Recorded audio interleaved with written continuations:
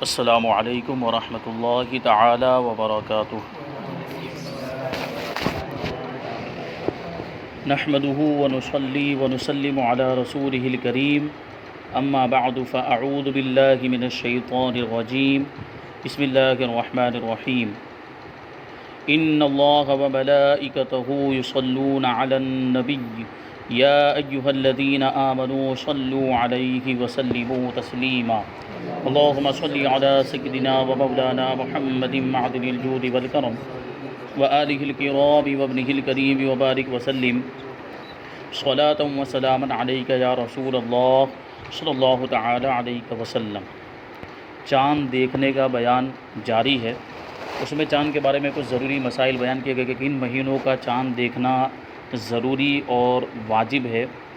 اور پھر رمضان کے چاند کے کچھ مسائل بیان کیے گئے۔ اس میں یہ بھی بیان کیا گیا تھا کہ رمضان کا چاند جس وقت دیکھنا تھا اس وقت بادل چھائے ہوئے تھے یا غبار تھا یا دھواں وغیرہ، جس کی وجہ سے وہ نظر نہیں آ رہا، یعنی عام طور پر نظر نہیں آ سکتا تھا۔ تو ایسی صورت میں اگر کوئی ایک شخص بھی گواہی دیتا تو اس کی گواہی مان لی جاتی۔ لیکن اب آگے بیان کرتے ہیں کہ مطلع صاف ہو تو رمضان کے چاند کے ثبوت کا شرعی طریقہ کیا ہے۔ مطلع صاف، مطلع کا مطلب کیا ہے؟ جہاں سے چاند طلوع ہوتا ہے، جس جگہ سے چاند کو نظر آنا ہے اس کو کہیں گے مطلع، یعنی طلوع ہونے کی جگہ، نکلنے کی جگہ۔ تو مطلع صاف ہے، یعنی بادل بھی نہیں ہے، دھواں بھی نہیں ہے، غبار کچھ بھی نہیں ہے۔ تو اب ایسی صورت میں چاند، یعنی رمضان کے چاند کی بات چل رہی ہے، دوسرے مہینوں کے چاند کا الگ حکم ہے۔ رمضان کے چاند کے مہینے کا حکم جیسے ابھی غبار اور بادل ہونے کی صورت میں ایک آدمی کی گواہی بھی مان لی جائے گی، لیکن یہاں فرماتے ہیں کہ اگر مطلع صاف ہے، بادل نہیں، غبار نہیں ہے، تو پھر چاند کیسے ثابت ہوگا رمضان کا چاند؟ تو جواب دیتے ہیں کہ اگر مطلع صاف ہو تو جب تک بہت سے لوگ شہادت نہ دیں چاند کا ثبوت نہیں ہو سکتا۔ یعنی ایک بڑی جماعت، یعنی زیادہ تعداد میں لوگ آ کر بتائیں کہ ہم نے دیکھا، ہم نے دیکھا، ہم نے دیکھا، تو اب ایسی صورت میں چاند ثابت ہوگا، کیونکہ اب مطلع صاف ہے۔ اب کوئی چیز ایسی نہیں جو رکاوٹ بنے چاند کو دیکھنے میں، نہ بادل ہے، نہ غبار ہے، نہ دھواں، کچھ بھی نہیں ہے۔ تو اگر ایک دیکھتا ہے تو دوسرے کا دیکھنا بھی ممکن، بلکہ کئی لوگوں کا دیکھنا ممکن ہے۔ تو ایسی صورت میں اسی وجہ سے ضروری قرار دیا ہے کہ وہاں پر ایک بڑی جماعت دیکھے، کثیر تعداد میں لوگ دیکھے اور پھر وہ اپنا دیکھنا بیان کریں، تب جا کے اس کا ثبوت ہوگا۔ یا یہ کہ عام رویت ہو جائے، یعنی کثیر تعداد میں کیا سب لوگوں نے دیکھ لیا، اور رمضان کا چاند تو عام طور پر سب دیکھنے کی کوشش کرتے بھی ہیں، اور عید کا چاند بھی سب دیکھنے کی کوشش کرتے ہیں، تو بہت زیادہ لوگوں کو نظر آ گیا تو وہ ثابت ہو جائے گا۔ رہا یہ کہ اس کے لیے کتنے لوگ چاہیے، یعنی کم سے کم کتنے لوگ ہونے چاہیے۔ ایک جماعت کثیر تو فرمایا بڑی تعداد میں لوگ ہونے چاہیے، تو کتنی تعداد میں لوگ ہونے چاہیے یہ قاضی کے متعلق، یعنی جو قاضی شرع ہوتا ہے، جو شریعت کے فیصلے کرتا ہے، نکاح پڑھانے والا قاضی نہیں بلکہ جو شریعت کے فیصلے کرتا ہے۔ اور اس زمانے میں تو ہمارے یہاں پہ اس طرح سے کوئی قاضی مقرر کیے ہوئے نہیں ہیں، وہ پرانے زمانے بادشاہوں کی طرف سے قاضی شرع مقرر کیے جاتے تھے، جو نکاح، طلاق وغیرہ کے، اور دعویٰ اگر کوئی ہو جاتا، کسی چیز میں اختلاف ہوا، کوئی دعویٰ کرنے والا ہوتا ہے کہ یہ چیز میری ہے، تو اس طرح کے جو معاملات ہوتے ہیں اس میں فیصلے کون کیا کرتا تھا؟ قاضی شرع کیا کرتا تھا اس وقت۔ اور اب اس طرح کے کوئی معاملات، اس طرح کسی کو عام طور پر مقرر نہیں کیا جاتا۔ تو ایسی صورت میں اعلیٰ حضرت رضی اللہ تعالیٰ عنہ نے لکھا ہے کہ عالم علماء بلد، یعنی شہر کا جو سب سے بڑا عالم ہوگا، جو سب سے زیادہ علم رکھتا ہو، یا مرجع فتاوی مفتی ہے، یعنی ایسا مفتی ہے کہ جس کے پاس لوگ سوالات پوچھنے کے لیے حاضر ہوتے ہیں، جس کے پاس فتوے پوچھنے کے لیے، لینے کے لیے حاضر ہوا کرتے ہیں، تو اس کو مرجع فتاوی مفتی کہتے ہیں۔ تو ایسا شخص خود بخود قاضی کے قائم مقام ہو جاتا ہے۔ تو یہ جو تعداد جو بتائی گئی ہے کہ بڑی تعداد ہو، تو یہ کس کے سپرد ہے؟ یہ قاضی شرع کی رائے کے سپرد، یعنی اس کو لگے کہ ہاں اتنی تعداد کافی ہے، اور اس کو اس سے یقین حاصل ہو جائے، جیسے مثال کے طور پر 20-25 لوگوں نے آ کر بتا دیا، اور اتنے ہی لوگوں سے قاضی کو، شریعت کا جو قاضی ہے اس کو اطمینان حاصل ہو گیا کہ ہاں چاند ہو گیا ہوگا، تو وہ اعلان کر سکتا ہے۔ وہ قاضی کی رائے کے اوپر ہے، قاضی کی ثواب دید کے اوپر ہے، تو کتنے لوگوں کی تعداد پر وہ بھروسہ کرتا ہے۔ اب مان لیجئے کہ 25 لوگ آئے، لیکن 25 لوگوں کا معاملہ شرابی، جوا، یہ سب اس میں ہے، تو ظاہر سی بات ہے قاضی شرع کیوں مانے گا ان کی بات کو؟ تو جھوٹ بھی بول سکتے ہیں۔ تو اور پھر آ گئے، مان لیجئے کہ 20 ہی آئے، لیکن سب باشرع ہیں، جو ہے نمازی ہیں، شریعت کے پابند ہیں، تو قاضی ان کے مطابق فیصلہ کر دے گا۔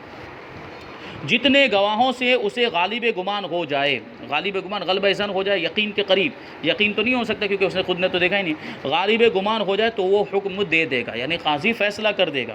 مگر جب کہ بیرون شہر یا بلند جگہ سے چاند دیکھنا بیان کرتا ہے تو ایک مستور کا قول بھی رمضان کے چاند میں قبول کر لیا جائے گا۔ یعنی عام طور پر تو اگر مطلع صاف ہے تو ایک جماعت کثیر ہونی ضروری ہے، لیکن یہاں کیا بیان کرتا ہے کہ بیرون شہر، شہر کے باہر جا کر دیکھا ہے، یعنی شہر کے اندر چونکہ آبادی ہوتی ہے، مکانات بنے ہوئے ہوتے ہیں، اس کی وجہ سے ممکن ہے کہ نظر نہ آئے، کوئی بلڈنگ بیچ میں آ گئی اس کی وجہ سے نظر نہیں آیا، یہ بھی ہو سکتا ہے۔ اب شہر کے باہر نکل گئے، میدان کے اندر چلے گئے، وہاں پہنچ گئے، وہاں سے دیکھنے میں آسانی ہوتی کہ بلڈنگیں وغیرہ نہیں ہوتی ہیں، تو وہاں سے کوئی دیکھ کر آیا اور اب وہ قاضی کو آ کر کہتا ہے کہ میں نے دیکھا ہے، تو اس کی بات مان لی جائے گی، کیونکہ شہر کے باہر جانے میں زیادہ آسانی کے ساتھ نظر آ جاتا ہے۔ یا یہ بتاتا ہے کہ بلند جگہ سے دیکھا ہے، کسی اونچی جگہ سے دیکھا، اونچی جگہ جیسے مثال کے طور پر کوئی پہاڑ تھا، اس پہاڑ کے اوپر وہ چڑھ گیا اور وہاں چڑھنے کے بعد دیکھا، یا کوئی بہت اونچی 10 مالے کی بلڈنگ مثال کے طور پر وہاں چڑھ کے اس نے دیکھا، تو اب یہ بھی ظاہر سی بات ہے کہ نیچے سے دیکھنے میں جو چیز نظر نہیں آتی ہے، اونچائی پر اگر چلے جائیں تو وہ چیز نظر آ جاتی ہے۔ تو وہ ایسا کوئی شخص جو اونچائی سے دیکھنا بیان کرتا ہے، کہتا ہے کہ میں نے دیکھا ہے، تو اس کی بات بھی اس ایک ہی آدمی کی بات مان لی جائے گی، اگرچہ وہ مستور ہو، یعنی اس کی حالت پوشیدہ ہے،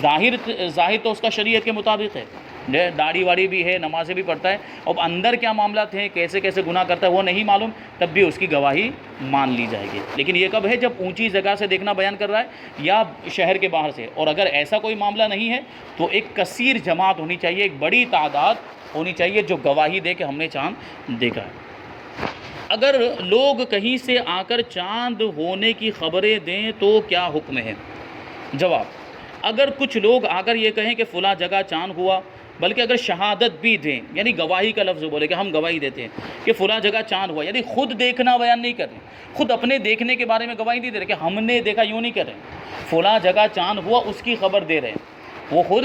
دیکھا ہے کہ نہیں دیکھا اس اپنے بارے میں نہیں کریں۔ ایک تو یہ ہوتا ہے کہ آدمی نے خود دیکھا اور خود آ کر گواہی دیتا ہے کہ میں گواہی دیتا ہوں کہ میں نے مثال کے طور پر 1443 کے محرم کے مہینے کا چاند دیکھا، یہ بیان کرنا ہوتا ہے، یہ گواہی دینے کا جو ہے کہ طریقہ ہوتا ہے، تو اس میں آدمی خود اپنے بارے میں کہتا ہے کہ میں نے دیکھا، لیکن یہاں وہ بات نہیں ہے۔ یہاں کیا ہے، کچھ لوگ آ کر خبر دے رہے ہیں کہ فلاں جگہ چاند ہوا، جیسے مثال کے طور پر ہم سورت میں رہتے ہیں تو بھروچ سے کچھ لوگ آئے آ کر کہہ رہے ہیں کہ بھروچ میں چاند دیکھا گیا، وہاں پر چاند ہو گیا، لیکن یوں نہیں کہہ رہے کہ ہم نے دیکھا، وہ یوں نہیں کہہ رہے ہیں، بلکہ یہ الفاظ جو ہے گواہی کے ساتھ بھی اگر کہہ رہے ہیں کہ ہم گواہی دیتے ہیں کہ فلاں جگہ چاند ہو گیا، بھروچ میں چاند ہو گیا، بروڈا میں چاند ہو گیا، یہ گواہی کے الفاظ کے ساتھ بھی اگر کہہ رہے ہیں تب بھی ان کی بات نہیں مانی جائے گی۔ گواہی کس کی معتبر ہوتی ہے؟ جو خود اپنے بارے میں کہے، جو گواہ عام طور پر نہیں جو بلائے جاتے ہیں، جیسے بھروچ سے گواہوں کو بلایا گیا، نوساری سے بلایا گیا، یا کہیں بھی اطراف کے علاقے میں جہاں ہمارا جو ہے مطلع سیم مانا جاتا ہے وہاں سے بلایا جاتا ہے گواہوں کو، یا یہاں سے لوگ جاتے ہیں اور گواہی لے کر آتے ہیں، تو اس میں یہی ہوتا ہے کہ وہ خود بیان کرتے ہیں کہ ہم نے چاند، ہم گواہی دیتے ہیں کہ ہم نے 1443 کے محرم الحرام کے مہینے کا چاند دیکھا ہے، تو یہ گواہی ہو گئی۔ لیکن یہاں وہ بات نہیں ہو رہی، یہاں وہ خبر دے رہے ہیں کہ فلاں جگہ پہ چاند ہو گیا، بلکہ اگر یہ شہادت دیں کہ فلاں نے دیکھا، یعنی دوسروں کے بارے میں کریں کہ فلاں، جیسے وہ ساجد نے دیکھا اور کسی کا بھی نام لے کر بولے فلاں نے دیکھا، ٹھیک ہے، ساجد بھائی نے دیکھا اور ظہیر بھائی نے دیکھا، اس طرح بیان کرتے ہیں، تو وہ خود کا، یہ بھی ابھی بھی خود کے بارے میں گواہی نہیں ہوئی، یا دوسروں کے بارے میں کہیں، وہ خود جو جنہوں نے دیکھا ہے وہ خود آ کر کہیں تو الگ بات ہے، لیکن یہ دوسروں کے بارے میں آ کر کے رہے کہ فلاں آدمی نے دیکھا، تب بھی یہ نہیں مانا جائے گا۔ بلکہ اگر یہ شہادت دے کہ فلاں جگہ کے قاضی نے روزہ یا افطار کے لیے لوگوں سے کہا، یہ سب طریقے ناکافی، یعنی وہاں کے قاضی نے، جیسے مثال کے طور پر بھروچ کا قاضی، اس نے اعلان کر دیا اور سب کو روزہ رکھنے کا حکم بھی دے دیا وہاں کے قاضی نے، اور یہاں آ کر اب یہ لوگ خبر دے رہے ہیں کہ فلاں جگہ کے قاضی نے، چند لوگ آ کر خبر دے رہے ہیں کہ فلاں جگہ کے قاضی نے جو ہے کہ بھروچ کے قاضی نے جو ہے کہ روزہ رکھنے کا حکم دے دیا، تو یہ صرف خبر دینا کافی نہیں ہے۔ ان سارے طریقوں سے چاند ثابت نہیں ہوگا۔ اگر مطلع صاف نہ ہو تو رمضان کے علاوہ کے چاند کے ثبوت کے کتنے گواہ درکار ہیں؟ رمضان کے بارے میں تو بتا دیا گیا کہ اگر مطلع صاف نہیں ہے، گرد و غبار ہے یا بادل ہے، تو وہاں ایک آدمی کی گواہی بھی کافی، مستور کی بھی گواہی کافی ہو جاتی تھی، اور مطلع صاف ہونے کی صورت میں ایک بڑی جماعت ہونی چاہیے، یا اوپر اونچی جگہ سے دیکھنا بتاتا ہو یا شہر کے باہر سے دیکھنا بتاتا ہو، یہ تو رمضان کے بارے میں ہو گیا۔ لیکن رمضان کے علاوہ جو 11 مہینے ہوتے، باقی کے 11 مہینے، ان میں چاند کس طریقے سے ثابت ہوگا؟ اگر مطلع صاف نہیں ہے، یعنی وہاں وہاں پر بادل ہے یا جو ہے کہ گرد و غبار ہے یا کوئی دوسری چیز. مطلع ناصاف ہے تو علاوہ رمضان کے، یعنی رمضان کے علاوہ دوسرے جو مہینے شوال اور ذی الحجہ، بلکہ تمام مہینوں کے لیے 2 مرد یا 1 مرد اور 2 عورتیں گواہی دیں، کیونکہ یہ شرعی نصاب ہے. گواہی کا جو نصاب ہے وہ یہی ہے کہ 2 مرد گواہی دیں یا 1 مرد اور 2 عورتیں گواہی دیں، کیونکہ ایک عورت کی جو گواہی ہوتی ہے وہ آدھی مانی جاتی ہے، تو 2 عورتوں کی مل کر پوری ہو جائے گی، تو وہ 2 عورتیں 1 مرد کے برابر ہوں گی، یعنی ان کی گواہی جو ہوگی وہ 1 مرد کی گواہی کے برابر ہوگی. اور 2 مرد اگر گواہی دیتے تو ان 2 کی کافی ہو جاتی، تو وہ 2 مرد گواہی دیں یا 1 مرد اور 2 عورتیں گواہی دیں. اور سب عادل ہوں، یعنی نمازوں کے پابند ہو، شریعت کے پابند ہو، گناہ کبیرہ نہ کرتے ہوں کھلم کھلا، ایسے لوگ ہوں. اور آزاد ہوں، یعنی غلام باندی وغیرہ نہ ہوں. اور ان میں سے کسی پر زنا کی تہمت لگانے کی وجہ سے حد نہ قائم کی گئی ہو، جیسے وہ اس سے پہلے بھی بتایا گیا تھا کہ زنا کی جھوٹی تہمت لگائی کسی نے اور اس کا جھوٹا ہونا ثابت ہو گیا تو اس کو 80 کوڑے مارے جاتے ہیں، یہ اسلامی سزا ہے. تو ایسا شخص بھی اگر کوئی ہے کہ جس پر زنا کی تہمت لگانے کی وجہ سے حد جاری کر دی گئی ہو تو اس کی گواہی دوسرے مہینوں کے اندر نہیں مانی جائے گی. رمضان کے اندر مانی جائے گی، لیکن کب؟ جب وہ آسمان صاف نہ ہو، ایسی صورت کے اندر. لیکن یہاں دوسرے مہینوں کے اندر اگر ایسا کوئی شخص ہے کہ جس پر زنا کی جو ہے کہ حد جاری، تہمت کی جھوٹی تہمت لگانے کی جو ہے کہ حد جاری ہو چکی ہے تو اب اس کی قبول نہیں ہوگی. اور اگر حد جاری نہیں کی گئی ہو اور ایسے 2 مرد ہوں یا 1 عورت یا 1 مرد اور 2 عورتیں ہوں تو ان کی گواہی مان لی جائے گی. اگرچہ یہ والا آدمی جس کے بارے میں بتا رہے ہیں کہ ان میں سے کسی پر تہمت زنا کی حد نہ قائم کی گئی ہو، اگرچہ توبہ کر چکا ہو، یعنی زنا کی تہمت لگانے کے بعد اگرچہ توبہ کر چکا ہو لیکن اس کی گواہی نہیں مانی جائے گی. اور یہ بھی شرط ہے کہ گواہی دیتے وقت یہ لفظ کہیں کہ میں گواہی دیتا ہوں، اس میں گواہی کا لفظ آنا چاہیے. بولتے وقت وہ گواہی کا لفظ بولیں. یہ جو گواہیاں لیتے ہیں ان کے لیے یہ سب چیزوں کا لحاظ رکھنا بہت زیادہ ضروری ہے. ٹھیک ہے. اب بعض اوقات جاہل لوگوں کو بٹھا دیا جاتا ہے، ان کو کچھ پتہ ہی نہیں شریعت کے مسائل کیا ہوتے ہیں، اور بیٹھے ہوئے اور وہ آ کر کوئی بھی کچھ بھی آ کر بول کر چلا گیا اور یہاں اعلان کر دیا جاتا ہے. حالانکہ گواہی کے علاوہ دوسرے الفاظ بولے ہیں تو ثبوت ہوا ہی نہیں اور انہوں نے یہاں اعلان کر دیا. یہ بے احتیاطی کی وجہ سے وہ خود بھی گنہگار ہوتے ہیں، دوسروں کو بھی گناہوں میں مبتلا کرتے ہیں. تو یہ بات ہے، جو گواہی دینے کے لیے آئے ہیں وہ گواہی کا لفظ بھی بولیں گے. میں گواہی دیتا ہوں، وہ اپنی زبان سے بولے میں گواہی دیتا ہوں کہ میرا عرف سال وغیرہ سب متعین کرنا ہے کہ میں نے آج مغرب کے بعد یا دن وغیرہ، جیسے آج مثال کے طور جمعرات ہے، آج جمعرات کو مغرب کی نماز کے بعد یا مغرب کی نماز کے وقت 1443 کا وہ سال بھی ذکر کریں، 1443 کا چاند اپنے ماتھے کی آنکھوں سے دیکھا. یہ سب قیدیں اس میں، یہ سب لگی ہوئی ہیں قیدیں، یہ سب الفاظ بولنے پڑیں گے تب جا کے ثبوت ہوتا ہے. اگر 1443 نہیں بولا تو ہمیں کیسے پتہ چلے گا کون سے سال کے چاند کی گواہی دے رہا ہے؟ ممکن ہو کہ پچھلے سال کے چاند کی گواہی دے رہا ہو، پچھلے سال کے سفر المظفر کی یا محرم الحرام کی، تو وہ تو جھوٹا اس کے حساب سے ہوا نہیں ہے. لیکن ہم کو کیسے پتہ چلے گا؟ تو 1443 یا 1442 جو بھی سال چل رہا ہو اس سال کا بھی نام اور ذکر کرنا ضروری ہے. اور آج دیکھا کہ کل دیکھا وہ بھی معلوم کرنا ضروری ہے. ابھی یہ وہ بیان کر دے کہ میں نے محرم الحرام کا چاند دیکھا اور وہ کہتا ہو کہ وہ پچھلے سال کا چاند دیکھا ہو اور اس کے بارے میں کہہ رہا ہو، وہ تھوڑی مانا جائے گا. تو یہ سب الفاظ بھی بلوائے جاتے ہیں تاکہ تاکید ہو جائے اور پوری وضاحت ہو جائے کہ اسی مہینے کے چاند کی بات چل رہی ہے اور اسی سال کے اس مہینے کے چاند کی بات چل رہی ہے، اور گواہی کے الفاظ بھی ہونے چاہیے. تنہا امام یا قاضی نے عید کا چاند دیکھا تو کیا یہ عید کا حکم دے سکتے ہیں؟ یعنی دوسرے کسی نے نہیں دیکھا، عوام میں سے رعایا میں سے کسی نے نہیں دیکھا، حاکم نے دیکھ لیا، امام سے مراد یہاں پر حاکم نے دیکھ لیا یا قاضی نے دیکھ لیا تو کیا وہ عید کا حکم دے سکتے ہیں صرف اپنی گواہی؟ تو جواب ہے کہ تنہا امام یا قاضی نے عید کا چاند دیکھا تو انہیں عید کرنا یا عید کا حکم دینا جائز نہیں، کیونکہ رمضان کے چاند کے اندر تو ایک آدمی کی گواہی کافی ہو جاتی ہے، لیکن یہ تو عید کے چاند کی بات چل رہی ہے. اور رمضان کے چاند کے اندر بھی گواہی ایک آدمی کی اس وقت کافی ہوتی جب بادل ہو یا جو ہے کہ غبار ہو، یہ اس وقت ہے. اور اگر صاف ہے تو ایک آدمی کی گواہی وہاں بھی کافی نہیں. تو عید کے چاند میں تو بدرجہ اولیٰ کافی نہیں ہوگی، تو یہ خود بھی عید نہیں کر سکتے اور دوسرے کو عید کرنے کا حکم بھی نہیں دے سکتے. اگر دن میں چاند نظر آ جائے تو کیا حکم ہے؟ جیسے مثال کے طور پر آج 29 کا مطلب جو ہے کہ 29واں چاند تھا اور وہ دن گزر گیا اور اس کے بعد دوسرے دن کل کا جو دن آ رہا ہے، مثال کے طور پر آج کون سا بار؟ پیر کا دن ہے. آج چاند نظر نہیں آیا، کل منگلوار تھا دوپہر کے وقت چاند نظر آ گیا، دن میں نظر آیا، یا جو ہے کہ صبح کے وقت 10-11 بجے کے آس پاس جو ہے کہ نظر آیا. تو اب وہ چاند کیا یہ 29واں چاند مانا جا سکتا ہے؟ تو اس کا جواب دیتے ہیں کہ دن میں ہلال دکھائی دیا یعنی چاند دکھائی دیا زوال سے پہلے دکھائی دیا یا بعد میں دکھائی دیا؟ زوال جو بالکل جو دوپہر کا جو وقت ہوتا ہے بالکل جہاں دن آدھا ہوتا ہے اس سے پہلے دیکھا ہو یا اس کے بعد دیکھا ہو تو بہرحال وہ آئندہ رات کا قرار دیا جائے گا، یعنی آنے والی رات کا چاند قرار دیا جائے گا، گزری ہوئی رات کا وہ چاند نہیں مانا جائے گا۔ یعنی اب جو رات آئے گی اس سے مہینہ شروع ہوگا، تو اگر 30ویں رمضان کے دن میں دیکھا تو یہ دن رمضان ہی کا ہے، شوال کا نہیں ہے۔ یعنی یہاں سے شوال کا مہینہ شروع نہیں ہوا، وہ آنے والی رات کا ہے۔ مطلب یہ ہے کہ اب 30 مکمل ہو گئے، اب چاند نظر آیا، اب دوسرے دن شوال کی پہلی تاریخ ہوگی، ٹھیک؟ تو وہی فرماتے ہیں اور روزہ تو 30ویں رمضان کے دن میں دیکھا تو یہ دن رمضان ہی کا ہے، شوال کا نہیں، اور روزہ پورا کرنا فرض ہے۔ اور اگر شعبان کی 30ویں تاریخ کے دن میں دیکھا تو یہ دن شعبان کا ہے، رمضان کا نہیں، لہٰذا آج کا روزہ فرض نہیں، کیونکہ آج رمضان شروع ہوا ہی نہیں، یہ تو آنے والی رات کا چاند ہے۔ تو یہ چاند میں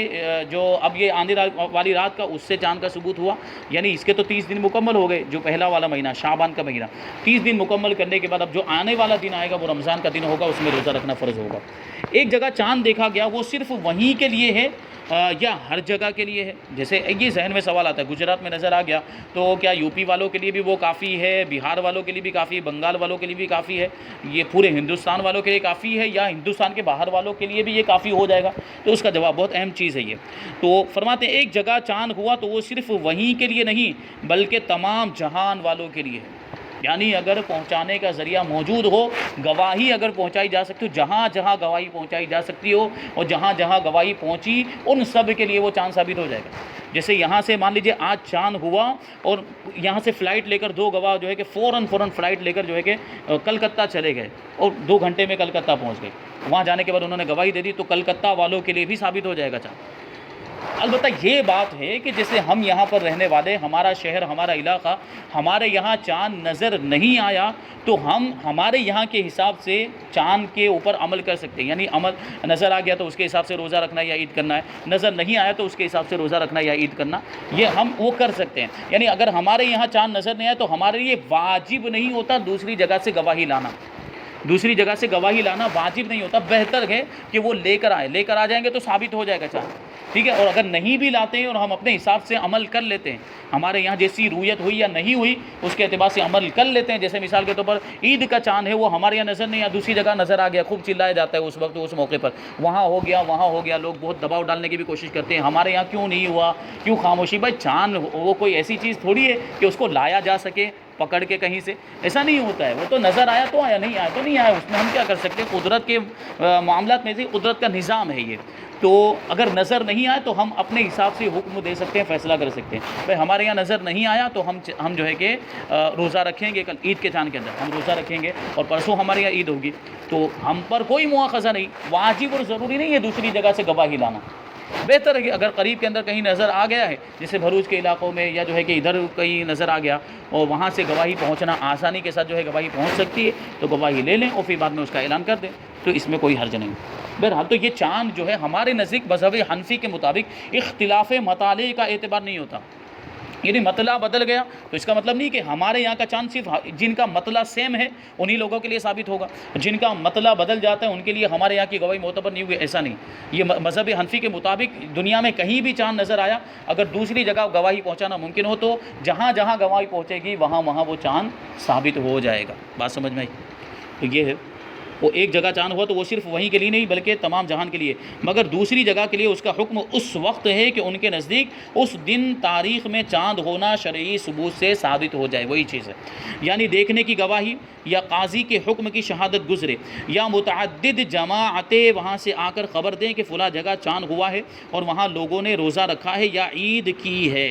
اب یہ متعدد جماعتیں، اوپر جو بتایا تھا کہ چند لوگ آ کر خبر دے رہے ہیں، لیکن یہاں بات چل رہی متعدد جماعتیں۔ جماعتیں کا مطلب کیا ہوتا ہے کہ ایک جماعت یعنی کم سے کم اس کے اندر 3 یا اس سے زیادہ لوگ ہونے چاہیے، ایک جماعت اتنی ہوئی، اور پھر جماعتیں کہا یعنی وہ 3 کی جو جماعتیں وہ بھی بہت ساری ہونی چاہیے، یعنی کثیر تعداد میں لوگ ہونے چاہیے جو کسی شہر سے آ کر یہاں پر قاضی کے سامنے اگر بیان کرے کہ وہاں چاند ہو گیا یا وہاں قاضی نے فیصلہ کر دیا، تو اس کو خبر استفاضہ کہتے ہیں۔ اس کو کیا بولتے ہیں؟ خبر استفاضہ یا خبر مستفیض، یہ آپ لوگوں نے لفظ سنا ہوگا، اس کے تعلق سے بہت بحث بھی چلتی ہے، اور جب بھی چاند کے معاملات آتے ہیں تو اس کو مسئلہ بنایا جاتا ہے اور وہ مسائل ہوتے ہیں اس کی وجہ سے۔ تو خبر استفاضہ حقیقت میں جو تعریف کتابوں کے اندر دی گئی اس کا یہی مطلب ہے کہ دوسرے شہر سے جہاں پہ چاند کا ثبوت ہو چکا وہاں سے لوگ آئیں، اور لوگ آنے کا مطلب متعدد جماعتیں، بہت سارے کثیر تعداد میں لوگ آئیں، اور آنے کے بعد وہ یہاں آ کر خبر دیں کہ فلاں جگہ پہ چاند ہو چکا ہے، یا جو ہے کہ فلاں جگہ پہ قاضی نے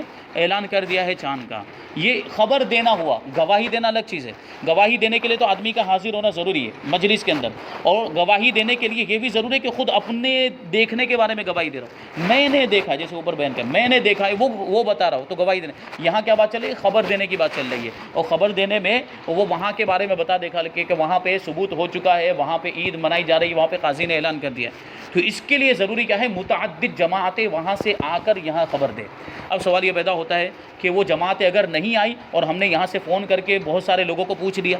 یہاں سے ہم نے موبائل سے فون لگا کر، ہم جماعتیں آئی نہیں لیکن ہم نے یہاں سے فون لگا کر مان لیجئے 20 لوگوں سے بات کر لی، اور سب لوگ کہہ رہے ہیں کہ ہم نے بھی دیکھا، ہم نے بھی دیکھا، ہم نے بھی دیکھا، وہاں کے لوگ بیان کر رہے ہیں، یا جو ہے کہ انہوں نے وہ دیکھنا بیان نہیں کر رہے ہیں، وہ صرف خبر دے رہے ہیں کہ یہاں پہ چاند ہو چکا ہے، یہاں پہ فیصلہ کر دیا گیا، قاضی صاحب نے یہاں پہ فیصلہ، ایسے 50 لوگوں سے بات کر دی ہے۔ تو کیا اس سے خبر استفاضہ کے طور پر جو ہے کہ شرعی ثبوت ہو جائے گا چاند کا؟ تو اس میں موجودہ علماء کا اختلاف ہے۔